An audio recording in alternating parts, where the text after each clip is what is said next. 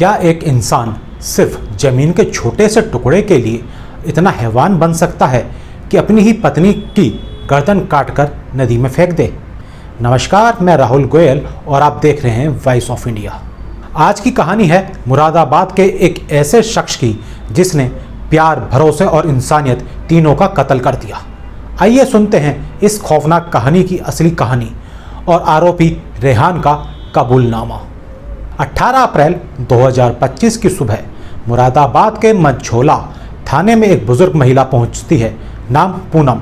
महिला कहती है कि उसकी बेटी तबस्सुम 11 अप्रैल से लापता है। आखिरी बार पति रेहान के साथ गई थी।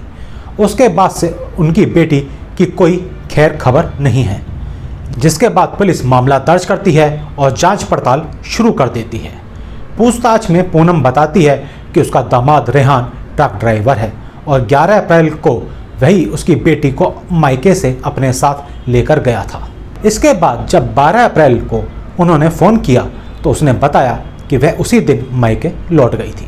जब पुलिस के शक की सुई रेहान पर जाकर अटक जाती है, पुलिस ने रेहान से पूछताछ की, लेकिन उसने उन्हें भी वही कहानी सुनाई कि तबस्सुम खुद ही 12 अप्रैल को अपने मायके लौट गई थी।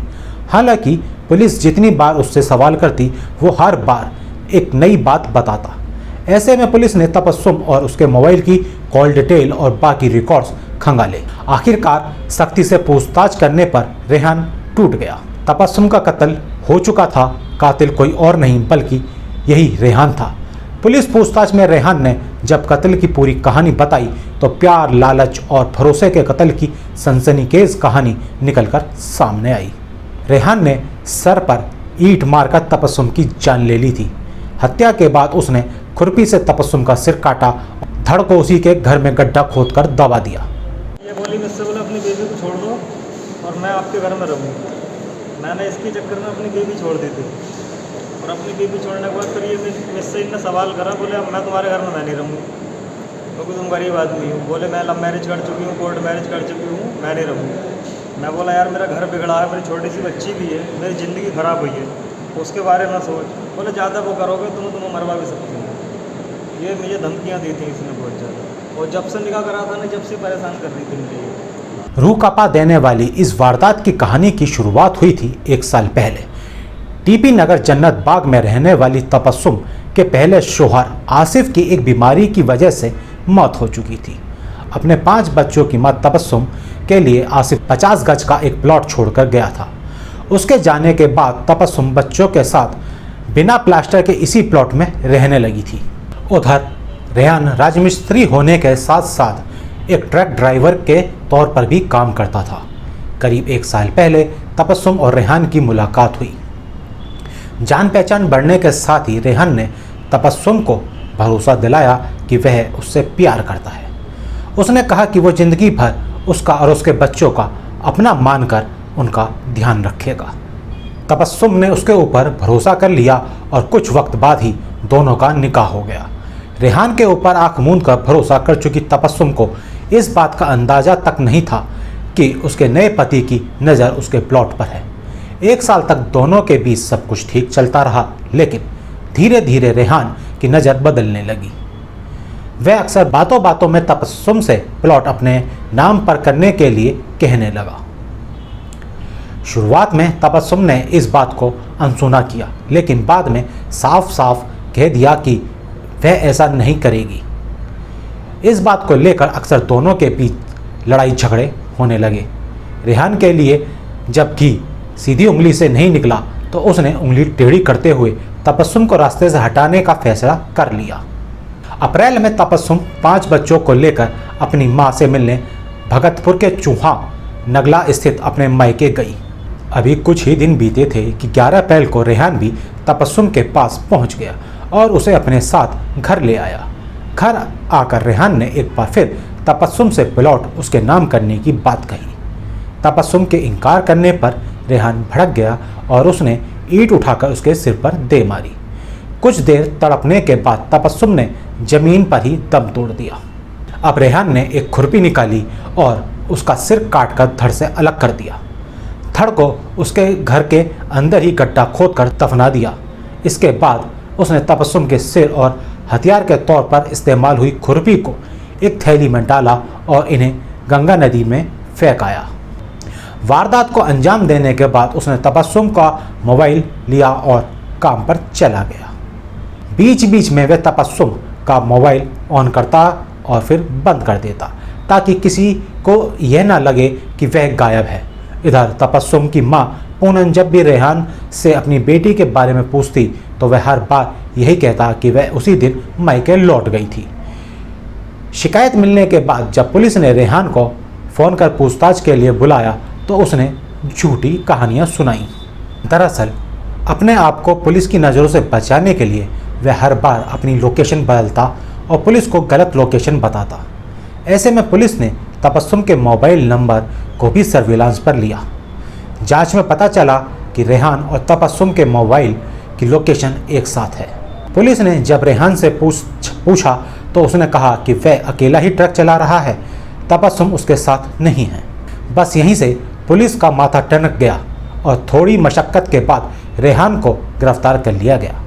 पुलिस पूछताछ में रेहान ने अपना गुनाह कबूल करते हुए पूरी कहानी बयां कर दी। उसकी निशानदेही पर पुलिस ने तबस्सुम का धड़ भी बरामद कर लिया। तबस्सुम के जाने के बाद उसके 5 बच्चे बेसहारा हो गए हैं। लोगों को यकीन नहीं हो रहा कि महज एक प्लॉट के लिए कोई इतना बेरहम कैसे हो सकता है। देखिए, सीओ सिविल लाइंस और एसएचओ मझोला प्लस उनकी टीम ने एक बहुत ही सनसनीखेज मर्डर केस का खुलासा किया है। इसमें थाना मझोला पर 18 तारीख को 18/4/2025 को एक महिला के द्वारा अपनी बेटी की गुमशुदगी लिखाई गई थी। उनका ये कहना था कि उनकी बेटी 12 तारीख से जन्नत बाग जो थाना मझोला में स्थित है वहाँ से गायब हैं, नहीं मिल रही हैं और शादीशुदा हैं। उसके बारे में सीओ सिविल लाइंस और इंस्पेक्टर मझोला की टीम लगी।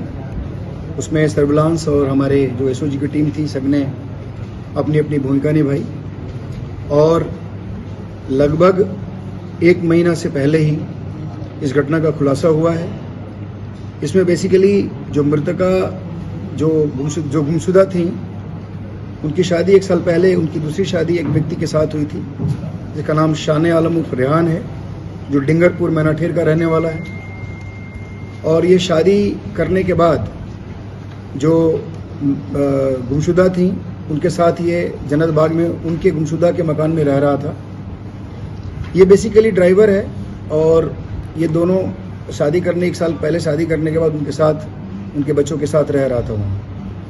बेसिकली जो वो मकान था, जिस मकान में लोग रह रहे थे, वो मकान जो गुमशुदा थी उनके नाम पे था।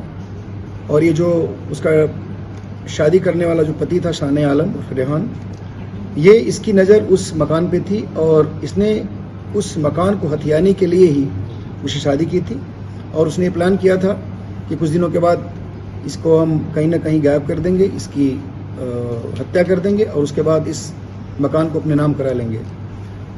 शादी के बाद से लगातार ये उसको मकान को अपने नाम में कराने के लिए दबाव बनाता रहा, लेकिन उसने मना किया।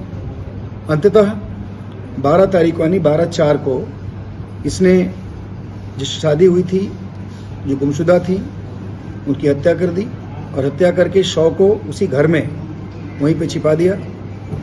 और उसके बाद शव का एक पार्ट यानी सर पूरे बाकी पोर्शन से अलग करके उसको एक खुरपी के सहारे काट के उसको नदी में फेंक दिया था और उसके बाद वहाँ से चला गया। जब ये गुमशुदगी दर्ज हुई, हम लोगों ने लगातार बहुत सारे इलेक्ट्रॉनिक एविडेंसेस को कलेक्ट किए, उसमें बातचीत छानबीन की गई। उससे ये संदिग्ध प्रतीत हो रहा था। इसके बार बार इस रेहान उर्फ साने आलम को बुला करके पूछताछ करने का प्रयास किया जा रहा था, ये नहीं आ रहा था। अंततः ये कल यानी 12 तारीख को ये आया और इससे सघनता से पूछताछ हुई। इसने स्वीकार किया और इसके निशानदेही पे जाकर के उसी जो गुमशुदा थी, जो अब उसके बाद 12 तारीख के बाद उनकी डेथ हो गई थी, यानी उनका मर्डर हो गया था, उनका शव उनके घर जन्नत बाग से बरामद हुआ। और उसके बाद वहाँ जो सर जो था, उस सर वहाँ बगल दागन नदी से हमारी फॉरेंसिक की टीम गई और उसने वहाँ बरामद किया। इस प्रकार ये डेड बॉडी बरामद हुई है, यानी जो गुमशुदा थी उनकी हत्या जो 1 साल पहले दूसरी शादी करने वाला रेहान था उसने कर दी थी।